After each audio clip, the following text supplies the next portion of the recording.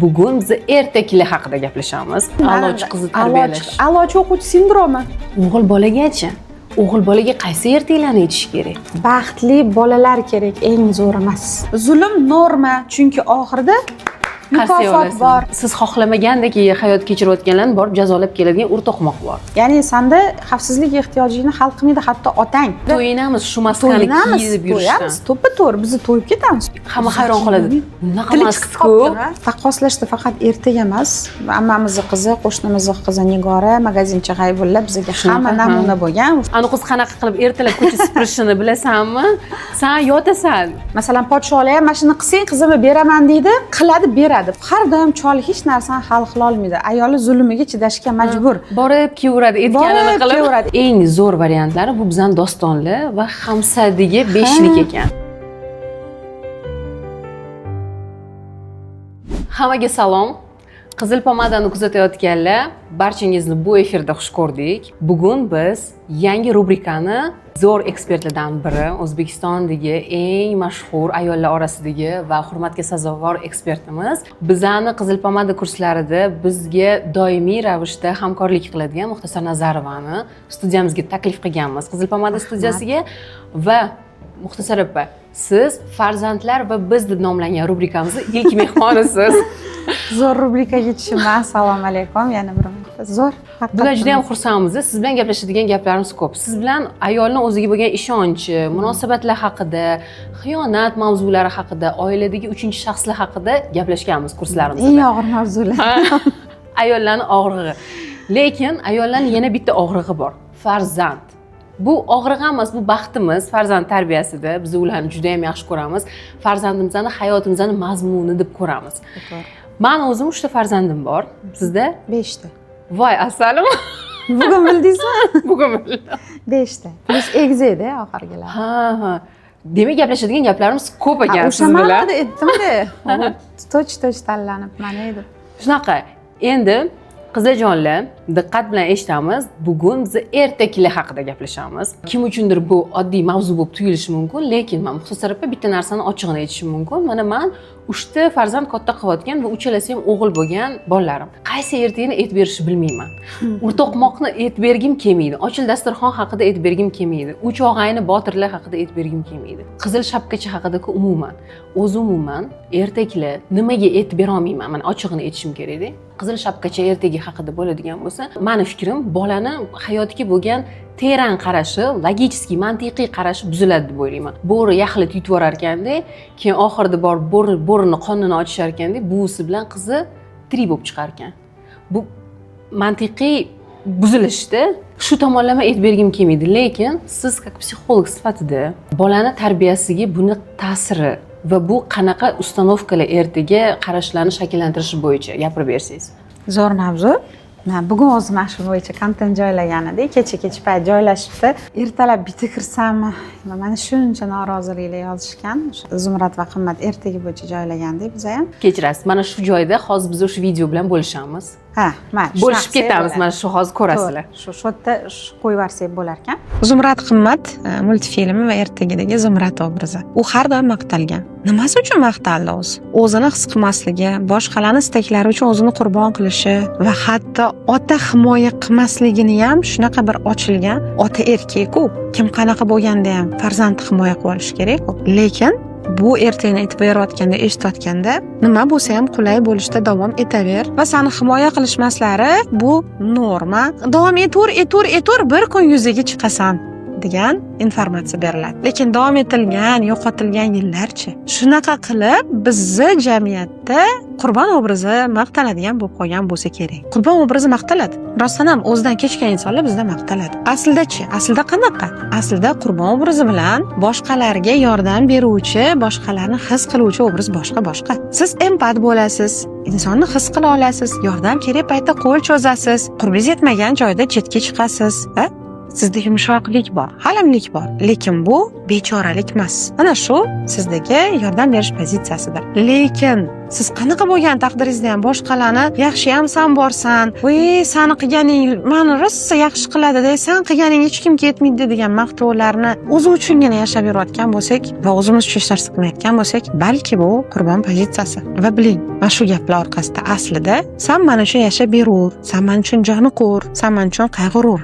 davom et, bu menga qulay degan signal kelayotgan bo'ladi. O'zi umuman bitta narsani bilishimiz kerakki, bola har doim kichkinaligidan esini tanibdiki, onasini, ota-onasini eng sevimlisi bo'lishga harakat qiladi. Bolani bundan boshqa g'oyasi, intiladigan kuchi bo'lmaydi-da. O'sha 2-3 yoshda masalan bola 100% oyisiga sevimli bo'lish uchun hamma harakatlarni qilib ko'rgisi keladi. Bir narsalar gulchalar terib keladi, boshqa. Bu birinchidan o'sha onaga bo'lgan muhabbati bo'lsa, ikkinchidan o'sha muhabbatga javob muhabbat olish istagi. Ya'ni ona uni yaxshi ko'rsin, ona hammadan ko'proq yaxshi ko'rsin. Boshqa farzandlardan ko'proq uni yaxshi ko'rsin, kerak bo'lsa adasidan ko'proq uni yaxshi ko'rsin degan his bor. Bu bolalarcha egoizm. Bu normal hisoblanadi bola uchun. Va mana shu paytda bolaga biza beramiz, mana men bunaqa qilsang, men seni yaxshi ko'raman degan takliflarda. O'zimiz bilgan bilmagan holda. Ya'ni qaysidir ish qilib qo'y, voy, rahmat, молодец, maqtaymiz. Bola o'ylaydi, demak shu ishlarni qilish meni onamga sevimliroq qiladi. Bo'ldi. Bola endi nima? Ana shu ishlarni ko'proq qilishga harakat qiladi. Yoki qaysidir holatda o'zini tutdi, aqlliroq tutdi, yoki topib berdi o'sha paytda uni voy esini ko'pligi, voy xotirasini desangiz, bola demak mana shu narsani qattiqroq ushlashim kerak deydi-da, mana shu rolga qattiq kirishib ketadi. Agar bu rollarga bola qattiq kirishib ketib qolsa, ana shu status saqlab qolish uchun bolaligidan ham voz kechib yuborish mumkin. Bizga ustoz bitta misol aytib beruvdilar. Bahodir ustoz Botirov shu otalari olamdan o'tganda 4 yashar bo'lgan ekanlar. Shu o'limda meni ko'tarib kirishganda deydilar, ko'rib hamma yig'layapti, xayrlashishga ko'tarib kirishdi. Men ko'zoynak taqardim, 4 yashar, jiddiy bolaman, endi bilmayman, tushunmayapman. Mana qara yig'lamayapti, bu professorda, bu professor shuning uchun yig'lamayapti deyishgan va o'shda men maqtalganman va shu qolipga shunaqa kirib qolganman va men har doim professor bo'ldim deganlar. Har doim a'lochi bo'ldim. Hech qachon maktabda darsdan qocha olmadim. Hech qachon xato qilmadim. Har doim eng aqllisi, eng yaxshisi, eng jiddiy, eng turg'uni bo'lishga harakat qilaverdim va bu meni quyoshdan keyingacha ushlab turdi bu rol.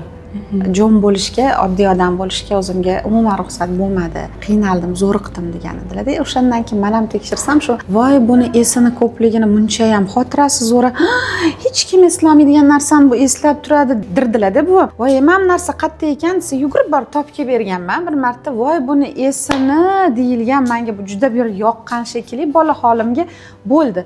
Men hamma narsani xotirasida ushlab turadigan inson bo'lishga harakat qilganman va hamma narsani esimda ushlab turish orqali menimni shakllantirganman. Bora bilasizmi oxir nima bilan tugadi bu? Uni qilishim kerak, buni qilishim kerak, bundan xabar olishim kerak, bunga telefon qilib qo'yishim kerak, anani olib berishim kerak degan narsalarni miyamda yig'averishdan miya otib yubordi oxiri. Ya'ni menda yaxshigina muammolar boshlandi. Uxlamay qolishga o'xshash, o'sha sog'lig'imdagi buzilishlar, immunitetim orqaga ketishlari va buni oxirida vrachlar ham, terapevtlarim ham, psixologlar ham, menga ustozlarim ham aytishgani, juda ham ko'p narsani eslash, ushlashga, juda ko'p narsani nazorat qilishga, juda ko'p narsaga ulgurishga harakat qiladigan zo'riqish miyani charchatyapti, tanani charchatyapti deyishdi. Va bu ham mana 35 yoshda уже yetib keldi. Ya'ni aytmoqchimanki, bolani maqtalgan qismi uni asosiy roliga aylansa, bola aynan shu ssenariyni yashab o'tish uchun kurashuvchi bo'lib qoladi. Shuning uchun bolalarni alohida bir sifat bilan maqtash ham o'zi to'g'ri emas va maqtalgan obrazlarni bolaga namuna qilib ko'rsatuverish ham to'g'ri emas. Multfilmni o'sha namunadan ol, mana bu maqtalgan. Mana bu maqtaldi deganingizda bola o'shanaqa obrazda maqtalar ekanman deb o'zidan shuni yarataveradi. Lekin har qaysi personajda plyusi bor, minusi bor, har qaysi bir psixossenariydagi roli foydasi bor, zarari bor. Mana aytgandek, oshib ketsa zarar ekan. O'sha joylarda o'ziga putur yetkazib qo'yishi mumkin. Shu nuqtada multfilm va kinolarni yo ertaklarni ham roli juda beqiyos. Masalan, o'sha ommaviy maqtalgan Zumrad va Qimmat ertagi. Bu a'lochi qizni tarbiyalash. A'lochi o'quvchi sindromi, perfeksionizmni tarbiyalaydi birinchidan, ikkinchidan bechoralikni tarbiyalaydi, uchinchidan bechoralik maqtaladi degan narsa tarbiyalanadi, to'rtinchidan zulm norma, chunki oxirida mukofot bor degan toji olib keladi va bu narsalar bilan inson undan ham battarroq formasi bilasizmi? Sani hech kim himoya qilmaydi, qilmasligi mumkin, qilinmaysan. Ya'ni senda xavfsizlik ehtiyojingni hal qilmaydi hatto otang degan narsa beradi va ertaga sizni hech qanaqasiga turmushingizdagi muammolaringizda ota-onangiz tarafingizni olmasa, boshqa qilsa, bu shunaqa bo'ladi deb yashashingizga, bu norma deb qabul qilishingizga olib keladi yoki zulmni ko'tarib baribir insonni ko'tarish chegarasi bor, bir kun otib yuboradi. Otib yuboradigan payti kelganda biz to'yinamiz, shu maskani kiyib yurishdan. To'ppa-to'g'ri biz to'yib ketamiz. To'yganimizdan keyin otganda u yoq boshiga otadi. Albatta yaxshi bir kasallikka qarab otadi, ruhiy buzilishga qarab otadi yoki bo'lmasam bosiq odamni agressivga qarab otadi. Hamma hayron qoladi. Bunaqa emas-ku. Tili chiqib qolibdimi? Shunaqa. Sen вообще o'zgarding degan narsalar aytiladi. Lekin afsuski, mana shu ssenariylar bizga ta'sir qiladi. Qilmasdan ilojisi yo'q. O'zi taqqoslashda faqat ertak emas, ammamizning qizi, qo'shnimizning qizi Nigora, magazinchi G'aybulla bizga hamma namuna bo'lgan. O'shani ko'rgin. Ani qiz qanaqa qilib ertalab ko'cha supurishini bilasanmi? Sen yotasan. Shunaqa gaplarni eshitib katta bo'lganmiz-da. Shunaqa taqqoslanish bu odamni juda ham qattiq yemiradi. Yemirishining sababi insonda orttirilgan ojizlik sindromi paydo bo'ladi deyiladi. Orttirilgan ojizlik ota-ona sizni har safar kimgadir taqqoslayapti-da, har safar o'sha taqqoslangan obrazdan siz pastroq bo'lib chiqaverasiz. U tillarni biladi, siz unaqa tillarni bilmaysiz. U ertalab 5 ta ko'cha supuradi, siz 7 da 8 da supurasiz. Uni ertaga boshlanadi. U 2 ta o'g'il tug'di, siz 2 ta qiz. U bunaqaroq joyga tushsiz, bunaqaroq joyga. Hadeb hammadan ojiz bo'laverishda odam oxiricha bo'ldi, qarochi men hammadan ojizman deb yurish. Hamma shunaqaman. Mana shunaqa, men ojizman. Bo'ldi. Ha, menda yo'q iloji o'shiki sizni hozir yana yetishmasligi uchun, sen kamroqsan, anu zo'r demasi uchun siz oldindan mana bunaqa. Endi bizda sharoit shunaqa, erim ruxsat bermaylar, qaynonam bundoqlar, meni o'zim bu sharoitim yo'q. Shunaqa deb gapirasiz. O'sha himoya mexanizmlari sizni oldindan nolishga, oldindan o'zingizni ojiz ko'rsatishga o'rgatadi. Bo'ldi, endi siz orttirilgan ojizlik sindromidan bechora pozitsiyasiga o'tib ketasiz. Hammasidan bilasizmi? Kuchlilar jamoasiga kirsangiz avtomatik bechorani yoqasiz.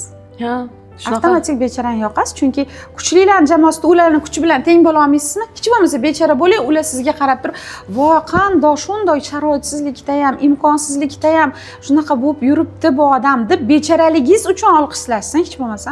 Hozir shunaqa bo'lib qolgan. Bechoralik nabat yutish uchun, tipa g'olib bo'lish uchun yoki ko'proq mukofotga erishish uchun eng yaxshi rollardan biri deb sanaladigan bo'lgan. Shunaqa qismi ham bor.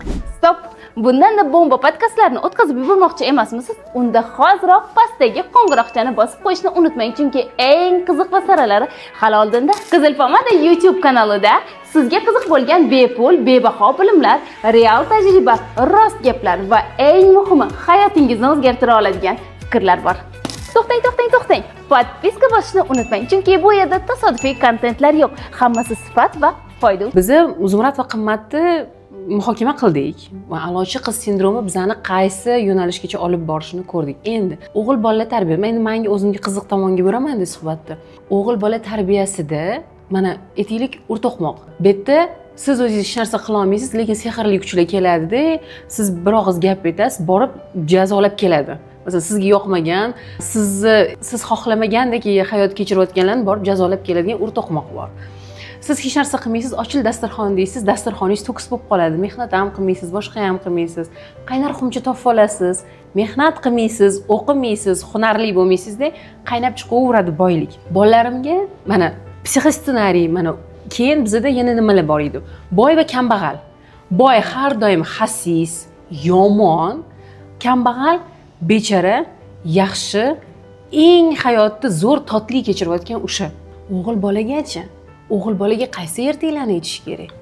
Bilasizmi, o'zi ertaklar xalq donishmandligini ko'rsatib beradigan narsa. Va xalqni asl buzilmagan davrida yaratilgan ertaklar, o'zi asli, o'ziga tegishli bo'lgan ertaklar uni haqiqiy qadriyatlarini ko'rsatadi. Masalan, men o'ylayman, o'sha Zumrad va Qimmat, bo'g'irsoq, bu hamma ertaklar rus xalq ertaklaridan o'zbeklarga ko'chirilgan varianti. Masalan, Zolushkani ko'chirmasi Zumrad va qimmat. Bu ko'chirma ertaklarni men juda ham to'g'ri deb o'ylamayman, lekin haqiqiy o'zbek xalqini donishmandligini ochib beradigan falsafiy ertaklariga asosan Bahodir, qahramon ertaklar kiradi. Chunki aslida ertak mana bunaqa tuzilishi kerak ekanda. Qahramon bo'ladi, mana o'zbek xalq ertaklari qahramon bo'ladi. Bu qahramon bir yetishmovchilikdan, yo'qchilikdan emas, shunchaki hayotni mazmunisini qidirish uchun uydan chiqib ketadi. Orqasida bechara bo'lib emas, ota-onasi duo berib qoladi va bu qahramon Botir chiqib ketib, yo'lda insonlarga yordam berish orqali hayotni mazmunini tushunishni boshlaydi. Chunki bizda psixologiyadan bor ekzistensial krizis davriga kelganda o'zi umuman inson bu dunyoda asosiy ehtiyojlari puli, boylik, boshqalarni yopib bo'lishi bilan qiladigan ishi hayotni ma'nosini qidirish. Nega yashayapman? Nima uchun yashayapman? Nimaga dunyoga keldim? Bu ishlarimdan ma'no nima? Bu pullarni topishdan maqsad nima degan savollarga javob qidirish bo'ladi. 30+da shu narsa 30+da, ekzistensial 30+da. Lekin agar hayot to'kin sochim bo'lsa, bu 10+ ham bo'lishi mumkin. Wow. Chunki sizni tirikchilik g'ami, boshqa g'amlaringiz borligida siz 30+. Lekin agarda Navoiy hazratlariga o'xshagan yoki bo'lmasa Boburga o'xshagan yoki Amir Temurlarga o'xshagan insonlarda bu ekzistensial krizis voqeli boshlangan. Hayot mazmunini erta qidirgan. Endi hozirgi avlod ham erta qidiradi. Chunki ular yetishmovchilik yoki qaysidir muammoni hal qilish haqida qiynaladigan davrda emas, ko'p narsa yechilgan. Shuncha ular mazmunni tezroq qidirib qoladi. Hozirgi kunda ekzistensial krizis ancha yoshargani kuzatilyapti. Endi mana shu ekzistensial krizis qidirayotganda insonga ustoz kerak bo'ladi. Ana shu paytda donishmandlik bilimlari kerak bo'ladi va ekzistensial krizisda biza boshqa insonlarga kerakli bo'lish ehtiyojimizni hal qilamiz. Shunaqa. Kimgadir yordam berish, kimgadir o'zimizda borini berish orqali insonlarning hayotiy muammolari yechimiga sababchi bo'lishdan rohatlanamiz. Bu yerda уже, bilasizmi, maqsad o'zgaradi, rohat o'zgaradi, dopamin olish qoidalari o'zgarib ketadi-da. Qahramon o'zi Botir shuni ko'rsatadi. Unga ustoz keladi har doim, semurg ko'rinishda, sehrgar ko'rinishda, podskaskalar aytib turadi. Mana bu yerga bor, bunaqa qarash deb turadi u. Sehr jodu bilan bir narsa qilib bermaydi, oldindan aytib turadi va shu yordamlarni berish orqali u tushunib yetadi qahramon ertakda, shu hayotda mazmuni mana shu ahil oila, tinchlik ekan va odamlarga yordam berish ekan deydi-da, o'z hayotiga qaytib baxtli va xursand yashaydi. Mana bu haqiqiy o'zbek xalq ertagini haqiqiy o'zbekcha varianti shu. Bu yerda biron jazolash yo'q, qahramonni bechoraga tushirish yo'q, sehrgarlik yo'q, kimdir sehr bilan hosil qilib beradi, o'q desa, boylar qoralanish yo'q. Masalan, podsholar ham mashina qilsang qizimni beraman deydi, qiladi, beradi. Podsholar adolatli ko'rsatilinishi. Mana shu personajlar bor. Mana shu to'g'ri ertaklar. To'g'ri ertaklar. Endi bunaqa ertaklar bizada ssenariysi ko'p bo'lmagani uchun eng yaxshi variant aslida onani o'zini farzandlari holatidan kelib chiqib ertak to'qishi. Ertak terapiya orqali ertak to'qishi. Boladagi qaysidir muammolar, qaysidir narsalarga sabab bo'lishi va o'sha muammolardan keyin yechimga qarab yetib boradigan qilib ertak to'qish kerak. Bizda ertaklar muammoga kirib qopti, ahvol yomon bo'pti, voy bunaqa bo'pti, tugatilmaydi. Mana qarang, Bahodirga qizini beribdi-da, 40 kecha yo 40 kunduz degan bilan tugardi. O'shanga o'xshab oxiri yechimli tugaydi. Yechimli tugasa yaxshi. Siz o'sha muammoni ko'rsatib, bolangizdagi muammoni va o'sha muammodan keladigan, uni hayotida uchrashi mumkin bo'lgan qiyinliklarni ko'rsatib, ana undan chiqish yechimlarini ko'rsatib ertak tutsangiz, bola o'zi o'sha qahramon bilan birga yashab o'tib oladi va shu orqali o'zi shu ishlarni qilish yoki qilmaslikni qarorini sekin-sekin hal qiladi. Ongli holatda yoki ongsiz personajlar bilan hal qiladi tasavvurda. Mana shunaqa variantlar eng to'g'ri variantlar. Mana hozir siz gapirayotganingizni men shu ssenariy asosida tuzilgan ertaklarni qidirdim-da va eng zo'r variantlari bu bizning dostonlar va Hamsadagi 5lik ekan. To'ppa-to'g'ri. Masalan, Farhod ham boy oiladan bo'ladi, u podshoning o'g'li bo'ladi va u chiqib ketib o'zini hayot mazmunini qidirib, sevgilisini qidirib tushida ko'rgan, uni axtarib odamlarga yordam beradi, kambag'al bo'lmaydi. Suvsiz qolgan joyda suv ochadi, uni topib va o'sha juftini topib, yana qaytib yurtida podshoh bo'lib hayotini davom ettiradi. Nimaga qolib ketmadi Amerikada? Nimaga qolib ketmadi boshqa yurtda? Chunki hamma o'z negiziga qaytish qoidasi bor. Rivojlanish o'sish uchun ilm Xitoyda bo'lsa borib o'rganilinadi. Hamma narsaga borib kelish bor, lekin inson makonga qaytadi, vatanga qaytadi. Va albatta qahramon kambag'al bo'lishi shart emas. Alpomushda ham xuddi shunaqa dostonda, masalan, hammaga mashhur Alpomush doston ham o'qiyman boshqa, lekin bitta narsa realni mana onalarga tavsiyalar. Qizlarjonlar, mana shu videoni ko'rayotgan bo'lsanglar, shu joygacha yetib kelgan bo'lsanglar, o'zinglar uchun ChatGPT zamonidamiz hozir, internet zamonida Google'ga kirib, mayli o'sha dostonlarni o'qimagan bo'lsanglar ham, asarlarni o'qimagan bo'lsanglar ham, mana tushundik, ssenariysini tushundik, muhimi negizini tushundik va o'shalarni bitta birsidira ko'z yugurtirib chiqib, o'zimiz demak ertaklarni to'qay olarkanmiz. Обязательно kolobokka, bo'g'irsoqqa et berishimiz shart emas. Yetti qo'zichoqni et berishimiz shart emas, qizil qalpoqchani et berishimiz shart emas. Shu joyga kelganda videoga like bosib qo'yishni esingizdan chiqarmanglar. O'zingizlarga o'xshab ertak to'qishga qiynaladigan, menga o'xshab nima ertakni et bersamikin deb o'ylanadigan dugonalaringizga podelиться qilish esingizdan chiqmasin qizlar. Davom etamiz. Keyin bilasizmi, mana rus xalq ertaklarida erkaklar ancha ojiz ko'rsatiladi. E'tibor bergan bo'lsangiz, masalan, shu ulardagi Zolushka. Ota qizini hal qila olmaydi yoki teshik tog'ora. Har doim chol hech narsani hal qila olmaydi. Ayoli zulmiga chidashga majbur. Borib kelaveradi, etganini qilib. Kelaveradi, etgan yoki bo'lmasam sholg'om ertagi. Bitta o'zi qila olmaydi. Ko'rasizmi, ularda har safar erkak zaif ko'rsatiladi. Har safar erkakka doim yordam kerak, erkak doim ayoli zulmiga chidash kerak. U bizga tegishli emas. Bizda erkak kishiga ham diniy jihatda, ham rostdan erkaklarning potensiali jihatida suyanish, ularni kuchini his qilish bor. Bizda adala baribir hal qiluvchi, erkaklar doim ustoz, erkaklar baribir o'z naqasini saqlab qoluvchi bo'lib kelgan. Endi to'g'ri, hozirgi buzilishlar bor. Buni hech kim inkor qilmaydi. Erkaklar orasida o'sish, rivojlanishda biroz orqada qolish bor bo'lgan davrlarni o'tkazdik. Buni hech qanaqa qila olmaymiz, lekin baribir ham o'z qadriyatlarimiz nuqtasida erkaklarimizni qadrsizlamaymiz. Baribir bu bor narsa. Lekin bu ertaklar bizga bunaqa ssenariy taklif qiladi.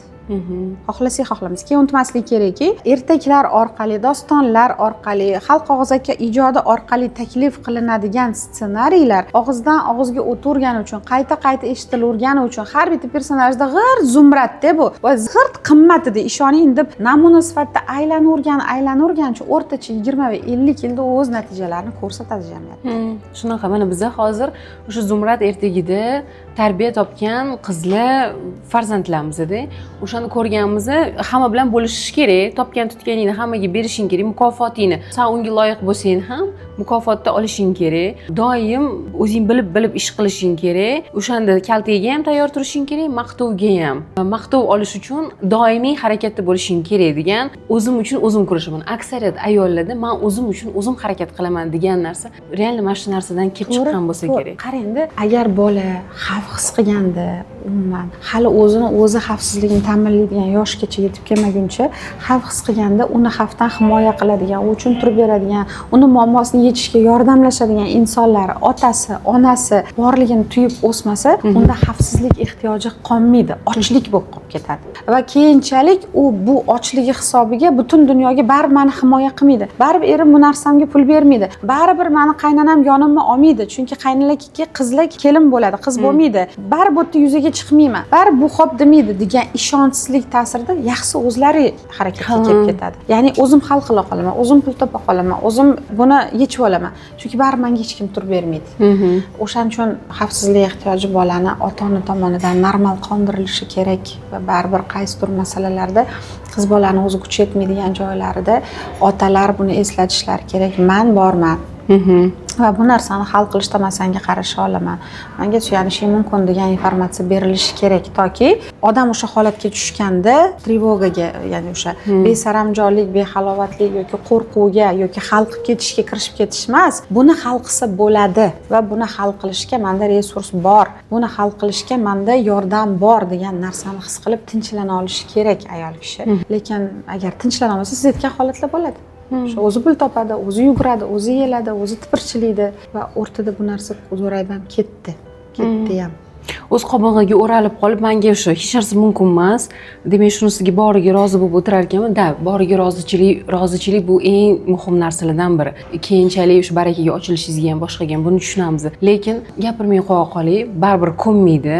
Gapirmay qo'ya qoling, baribir qilib bermaydi. Mana shu ssenariy asosida yashayotganlar ham juda ko'p. Sizlarga gapirish osonda chiqib olib deyshadi. Masalan, biz hozir mana shu muhokama qilayotganimizda ham shuni tinglayotgan ayollarning aksariyatini sizlarga osonda o'tirib olib gapirish, lekin ha, osonda tuyulishi mumkin qizlar, lekin hamma narsani agar zamiriga qaraydigan bo'lsak, hamma narsani nima shu masalan shu hozirgi holatimizni orqasida nima turganini aniqlab olsak, muammoni yechish oson kechadi. Ustanovkalarimiz qayerdan kelganini. Qiziljonlar, bu efirimiz orqali farzandlaringizga qanaqa ssenariy asosida ertagini eta olishinglarni o'rgandinglar degan umiddamiz. Qanaqa ertaklarni etmaslik kerakligini, nimalar haqida gapirmaslik kerakligini ham tushundik va baribir birinchi o'rinda onani ichki intuitsiyasi ekanda-da. Onani o'zini ichki holati, ona o'zi qurbon obrazida bo'lsa, ona o'zi ilojsiz deb bilsa dunyodagi hamma narsani qilib bo'lmaydi deb qabul qiladigan bo'lsa, albatta bolaga hamma narsani shunaqa iloji yo'q, ko'nasan. Mana ko'nishga, sabrga o'rgatish yomon narsa emas. Faqatchi mana bu yechib bo'ladigan vaziyatga ham qarab, yo'q, buni iloji yo'q, ko'nasan, endi hayot shu. Buni iloji yo'q, ko'nasan, hayot shu. Xo'p, bola ko'nadi, bolani biz ko'nishga tarbiyalaymiz, lekin kelajakda yaxshi ssenariy taklif qilishimiz kerak. Masalan, bu davr shunaqa davr, yosh bolali bo'lasan, boshqa biroz shunaqa adolatsizliklar bo'lishi mumkin, boshqa bo'lishi mumkin, mayli. Xo'p, bu boshlang'ich davr, lekin bu albatta o'tadi. Bola katta bo'lgandan keyin, boshqa bo'lgandan keyin senga ham ruxsat, boshqa bo'ladi. Shunchaki bu davrni o'tkazib olish kerak. Yashab o'tayotganda qo'lingda bor resurslar bilan yashab o't. Xursand qila oladigan narsalar bilan yashab o't. G'amga botib ketma va eng muhimi bu davrni sog'lom yashab o'tganing bilan bir kun faxrlan. Hech narsa qilmaydi degan yechimli dalda hech bo'lmasa berilsin, inson sog'lom sabr qilsa, chidovchi sabr emas, o'zini ezuvchi sabr emas. Sabr shunaqa narsa ekanki, inson natijasi yaxshi bo'lishiga, ya'ni natijasida u hech qachon tashlab qo'yilmasligiga, uning uchun xayr, yaxshilik borligiga aniq ishongan holda hozir qo'ldan keladigan ishlarni qilib turadi. Hozir shu vaziyatni o'zgartirib tashlash uchun chiranmaydi. Lekin bori shu ekan, boshqa hech narsa bo'lmaydi ham demaydi. Albatta oxirida yaxshilik va'da qilinganiga iymoni bo'ladi, ishonchi bo'ladi-da, shunaqa fikrlashni biladi-da. Hozir qo'ldan nima kelsa shuni qilib yashab turadi. Tipirchilamaydi, hozir bo'lsin demaydi, shoshirmaydi, ili ko'nib qo'ya qolmaydi. Shu sog'lom sabr.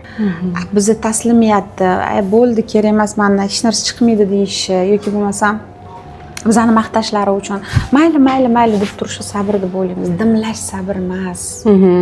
Dimlash sabr emas, chunki dimlangan narsa albatta qachondir bo'ng'illab ming doza kattalikda otiladi. Bu lavaga o'xshaydi. Otilganda hamma narsani kulpa-yakun qilib kuydirib chiqib ketadi, qayta tiklab bo'lmaydigan qiladi. Shuning uchun yaxshisi vaqtida hal qilish, vaqtida gaplashib olishga o'zida kuch topish. Agar bunaqa xarakteri yo'q bo'lsa, o'zini shu xarakterga keltirguncha shug'ullanish, ustoz topish, mutaxassis topish, yo'q bo'lmasam shunaqa qobiliyati bor insonlar, yaqinlari, qarindosh urug'idan hech bo'lmasa namuna ko'chirish kerak.